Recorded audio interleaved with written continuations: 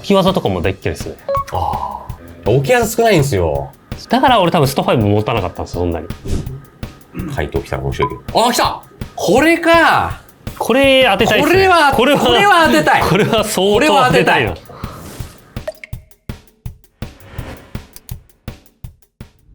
はい、そしてここからがメインコンテンツでございます。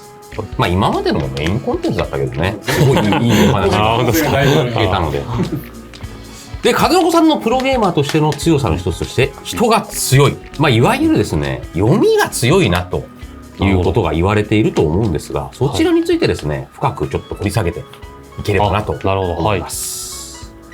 で、読み合いが強いって、まあ言われることありますよね。はいはい、ありますね。で、それに対して本人はどう思われてます？いや、別に。いや、俺は攻略でやってんのに、読み合いでみたいなの言われるのちょっと尺なんですけどみたいに。いや、でもどうなんですかね。なんか、みんなと一緒ですけどね。なんか、特別読みが強いっていうか、別に強い人みんな読み強くねとか、いうイメージなんですけど。僕ね、数の子に、すごい昔、はい、会話の中でこれ言われたことがあって、数の子は、試合中に何を考えてるかと。はいはいはい。相手が何を考えているのかっていうのだけを考えて、試合をすることを心がけてるんだっていうことを。はい。でも自分がキャラを動かすとかはもう何も考えなくてもできるようになってて、相手が何を考えてるかっていうのに意識を避けるぐらい習熟度を高めるとか、っていうふうに僕は理解したんですけど。それやってないですか？でも。まあ相手がどう思ってるのかなっていうのは、まあ考えてはいる。まあでも僕、その時点では、あんまり意識ができてなかったんですよね。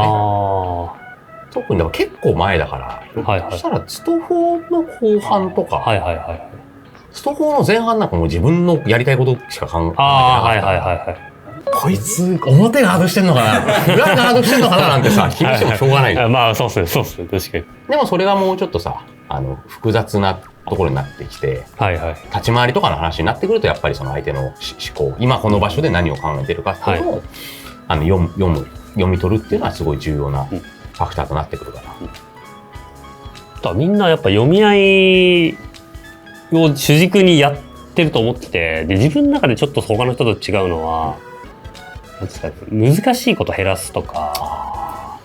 それ言ってた。立川顧問が何かとね、風の子さんの話出すんですよ。僕のコーチングをしてくれてる。あの人難しいことしないですから。まあ確かに余計な要素を入れたくないとかありますね。例えばコンボとかでさ、ちょっと難しいことやっちゃうとすると、そこにさ、リソース割かないといけない。そう。あとはなんかそのミスった時に結構やっぱ引きずっちゃうとこあって、さっきミスしてなかったら今この状況じゃないんだよなとかがよぎっちゃったりとかするんで、普段の配信とかでもミスると、そのミスったことをずっと長い時間言い続けちゃうとかそういう節はあるのかなと思って、だからやっぱその完成度高い終わらせ方したい感じありますね。意外だと思うんですけど、多分イメージからすると。そうっすね。だから簡単なことを増やしてるし、置き技とかも大っ嫌いですね。相手にその委ねるじゃないですか。置き技少ないんですよ。やりづらいんですよ。数の子。イライラしちゃうんですよ、その置きで負けた時。ただその置きして向こうがまあ狙ってないけどドライブラッシュ間入ってきたとかで負けるとめちゃくちゃ俺ストレス溜まっちゃって。でもじゃあルークがさ、ブンとかやってさ、そういうのに負けたりはするじゃん。まあそうっすね。それはどうなの？くだらねえゲーム。それはやっぱそこはそうだよね。そう。技術解明度がちょっと低いじゃないですか。置きを連打する勝ち方って。だから俺多分スト5持たなかったんですよ、そんなに。置きが最初強かったから。まあその空振るゲームだったもんね。そう。だから PC 版になってからちょっと変わったと思うんですけど、俺やっぱ PC 版になる前にドラゴンボールファイターズ移動しちゃったんで、スト5の最初の年とかはなんか本当にストレス溜まってましたね。勝ってたけどね。だから俺キャミー選ぶんですよね。置き技に対して絶対的な正解があるんですよ、キャミーは。そう、踏むっていう。だからルーク戦とかもキャミーだったらそんなストレス溜まんないんですよね。なるほど。自分が置き技嫌いって出さないですけど、置き技されて対処できないのも嫌いなんですよね。だから俺マリーザのしゃがみ中盤のも大っ嫌いですね。ザンギさんとか。ああ、そうそうザンギさんとか。下がりながら打ってくるからさ、なかなか差し返せないんだよ。多分ザンギさんのこと知らなかったら多分そんな好きじゃないですよ。ザンギさんのこと知ってるからなんか別にストレスたまんないですけど、ちょっとほんわかなるよね。そうですね。こいつまたやってるみたいな。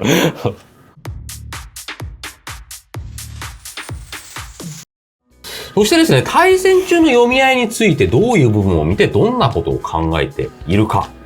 まあ基本的にやっぱでも相手のやりたいことを常に考えるっていうのは多分上級者みんな一緒で、直接ダメージにつながってない置き技とか飛び道具とかもなんだろう、向こうが意識しないといけない布石になるんで、なんだろう、やっぱ無駄な行動は一つもなくて、それを全部組み合わせて相手の行動を読むっていうのが読み合いですかね。ルークが目の前でしゃがみ中盤なんか何回か空振りしたら、されてる側はしゃがみ中盤意識してしゃがみ中盤潰そうとする行動に出るんですけど、ルークがそこでしゃがみ中盤振るのをやめて立ち台パン振ったりとか飛び道具打ったりとかっていう駆け引きが読み合いだと思ってます。だからその空振り自体にも意味があるっていう、その自分の中だとちょっとなんかその雰囲気とかも読み合いで大切にしてて、こいつしゃがみ中盤さっき3回振ったから次は3回振らねえだろうなとか、なんかそういう理論的じゃないやつも入れてますね、攻略に。なるほど。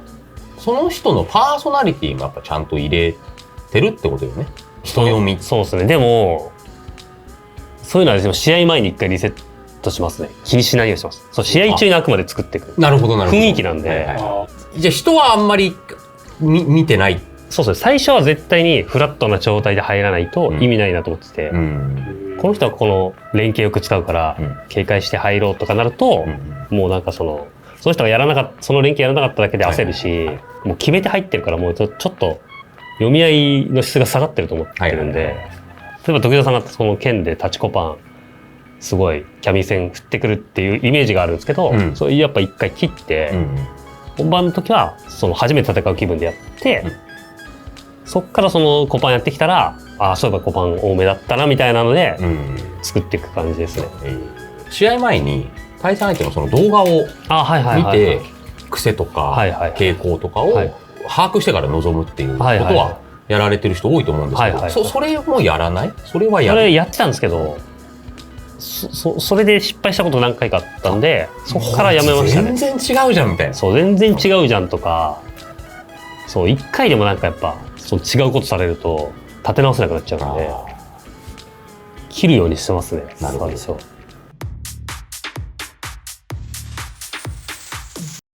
それではここからは数の子さんが配信で剣を使ってランクまでキャミーと対戦した2試合の動画を見ていきたいと思います。そしてですね、まず1試合目は通しで見ます。はい。それを踏まえて2試合目については置き攻めのタイミングでストップしてですね、起き上がり時の行動予想していくと。なるほど。いうことです。なるほど。クイズですね。クイズですね。なるほど。だいぶこの企画自体がどうなるか読めないっていう。確かに。これは剣が数の子なんですね。14連勝で。確かに。これ意識してるの？やっぱ小判と波動拳を打って歩きやすくして違うしですね。これやっぱり波動拳がある、小判もあるから、そうそのままうまく活かして、今さんできるかって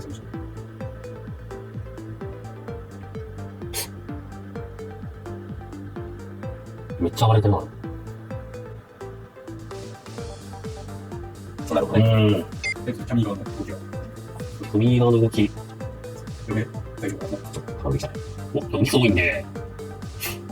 ミス多いかな。なんだろうか。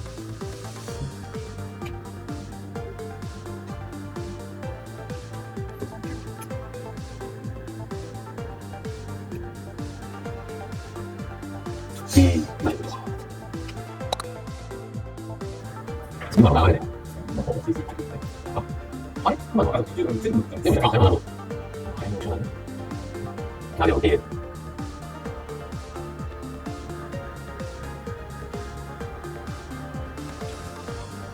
あ、かな。はい。いや、わかんね剣というサブキャラ。え。確かに。まあ、勝ちたいキャミが。11連勝、なんとかして止めたい。時々さんキャミー側だとして、そんなこと考えます？いやもうパラスでしょ。11連勝は阻止。でせーの、ドン。あー、なるほど。もう最速っすね、俺、重ね。あ、もう、重ね。重ね。おお、その心は焦って食らうでしょ、みたいな感じっすね。へえ。なんか普通にまあ、焦動いちゃいそうっている相手は。相手は焦ってる。で、焦った時に、OD 昇竜は。もっと焦ってたら、もう、何もできないって動いちゃうって上入れてるとか。なるほど。で、僕はやっぱり今の、総合的な目線で判断しますから。はい。相手は数の子。なるほど。しかも、剣。うん、サブキャラです。確かに。許せません。許せないとか。許せない。しかも11連勝を。はいはいはい。もうこれは止めたりますわ。はいはいはい。で、OD 昇竜です。OD 昇竜かな。いや、なんか勝ちたいんだったらむしろリスクを抑えてくるかなっていうイメージなんですよね。あ、そうそう、逆に。はい、それでは答えはこちらです。おお、すごい、カウント前。うわ、何この置き攻め、やば何この置き攻め。垂直からジャンプ。投げ。あ、なるほど、なるほど。アントビと見せかけて投げか。はいはいはい。多分アントビにはまってた時期っすね、多分。俺の剣が。それはちょっと読めない。こういうのもあるからやっぱ雰囲気なんですよね。なるほどね。その時のその人のはまってる連携とか強いと思ってる置き攻めが変わるじゃないですか。キャミー側の方はガンガードしてた可能性が高い。まあガードでしょうね、今の。そうですね。ただまあお二人の読みは一応外れては。まあまあまあまあまあおとなしくしてた。まあそうですね。投げ。大丈夫。あ、でも1950って結構ちゃんと選択肢、商品選択してるね。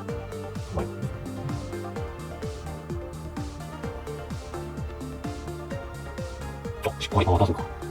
おお。はいはい。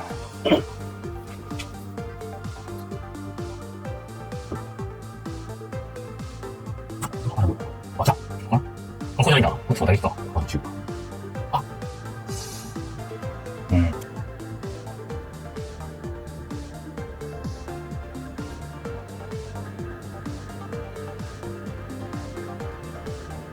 お、来た。ここか。むずっ。ドン。おお。ここはもう相手がねちゃんとやる人ってなってて、まあ体力向こうの方が多くて、そんな無敵技打たないし、前ジャンプしてきてたから。ああ、なるほど。こここそ弱パンですよ。なるほど。はい。動くと。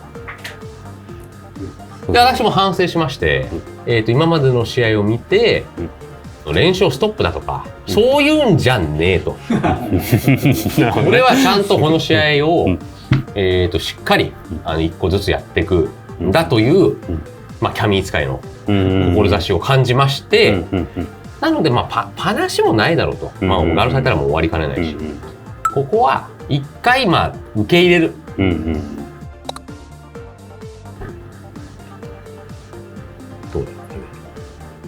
うわー、様子見してる。でも前ジャンプだから数の子の今の読みはあってたね。やっぱさっきも前ジャンプで見てたもんね。先ほどの傾向をしっかり数の子は逃さなかった。まあそうですね。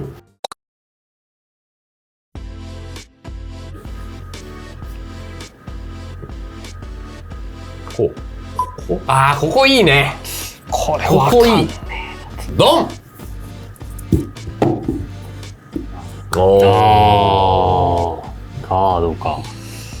まあ無敵技警戒して重ねてこない。しかも多分こっち2タッチで終わるんで、まあ、リバサ中足か最速でコパンを押すかどっちかで悩んでリバサ中足にしました。はい。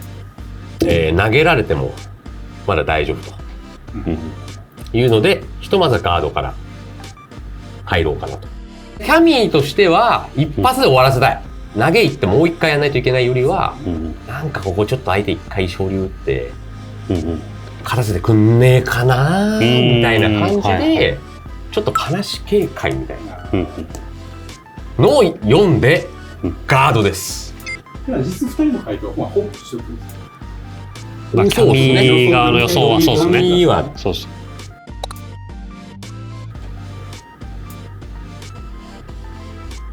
うわ投げてきた。じゃあまあ正解というか投げられても嘘予想違くないですか。確かに。ここから続けざまに次の回答来たら面白いけど。あ、来た。あ、ここなんだ。あ、なるほどね。ここか。これか。これ当てたいですね。これは当てたい。これは相当当てたいよ。もう分かった。読み合い。ごめん。ディレクターとの読み合いもあるんだ。ドン。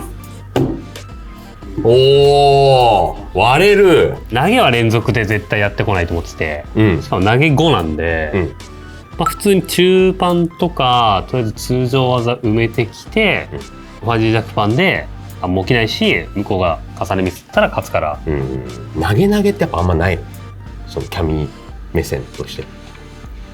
いやまああるんですけど、まあこっちのドライブゲージも結構あったはずだから、ああなるほど。オーディ昇竜かリバサ中足とかやってきそうだなで打撃重ねるか、オーディ昇竜読んでガードするかどっちかな気しますね。剣側の目線で言うと投げられてるし、もう受け入れられないと、でここはリスク払ってでもリターンを取りに行かないと、もう勝ちの可能性が薄いので、で攻めてくんじゃないのっていうのが雰囲気ですけどね。何かを重ねてくる。重ねてきます。なんだろうこれ。うわそっちか。ほらでこっから勝つんだよ多分。ちょっと結末まで見ようか。これ多分オーディ昇竜でリーサルになってテンション上げです。かかとじゃない？ああ負けんのかい。負けんのかい。かかと合ってたなでも。かかとは合ってる。結局その日の気分でなんか変わってきますからね、置き攻めは。立ち回りはわりかしこうしようみたいな方針とかあるけど、置き攻めの読み合いって結局その場その場の読み合いだから、その場の雰囲気なんですよね。だから俺雰囲気結構大事にしてますね。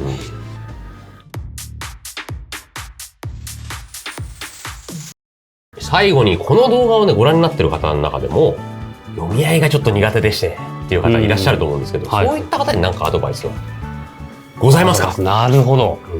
まあ相手のキャラクター使うとかも結構重要なんですけど、例えばなんかジュリだったら SA にある時は風水エンジン使いたいから SA に使いたいから打撃重ね多めになるよねとか、キャミーとかだったらやっぱ投げ重ねに対してオーディストライク結構狙いがちになるからなんか打撃重ね多めにした方がいいですよとか、なんかそういう相手のキャラ使って相手の心境とかをより深く理解するとかも結構読み合いかつ秘訣になるんで。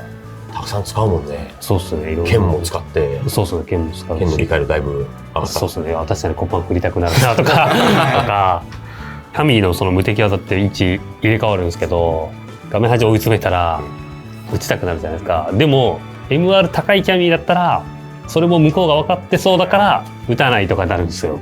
知識とか相手の気持ちを知るための情報があればそこも上回れるんで、知識を入れていくのがそのまんま読み合いに勝ちやすくなるパーセンテージが上がるみたいな感じですね。読み合いだけを、その点で鍛えるっていうのはやっぱ難しいことだと思うんですよ。それはやっぱり全体的に組み合わせの理解、このキャラ対このキャラの組み合わせはどういうものかっていうのを理解を深めていくと、まあ僕はね先ほど後半で見せたような昇竜を打つ見事に数のほどシンクロしましたから。確かに。はい。確かに。和野さん本日はありがとうございました。ありがとうございました。何か告知などはございますでしょうか？告知なんかあるかな。まあ毎日配信してます。そうですね、毎日 YouTube で配信してます。はい。そっちをご覧ください。はい。はい、お願いします。以上です。それでは本日の動画は以上となります。また次回の動画でお会いしましょう。またー